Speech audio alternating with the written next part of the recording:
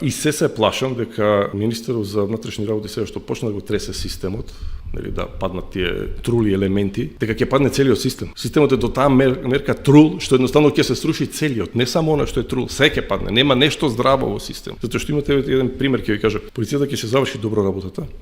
Оди во судска инстанца. Во суд Тетово беше предмет, каде што две возила се движат во спротивни насоки, едно во сече кривина, влегува на сообраќајна рента, друго се судира. Нема ништо спорно. Криво е тоа возило. Пријава кривична за возачот на возилото, одат на суд, вика ја не возев, вика добро, кој возеше? Совозачот вика јас возев. Лекар, вешто лице од таму, Тетово, не знам. Вели да, според повредите овој не можел да вози, возел другиот. Судот вика добро, во ред го прифаќам тоа, се прекинува кривичниот прогон, не си возел ти и тука завршува целиот предмет. Чекајте бе луѓе. Имате изјава на нотар заверен, имате пред суд дадена изјава кој возел. Понатаму не го брка судот овој другиот што прифаќа дека тука завршува целата работа. И немате кривичен расплет за целата работа, немате расплет на тоа. Значи, можам да заклучам, ние си имаме шеми и само се применуваат зависно дали ќе платите или не. Токму тоа.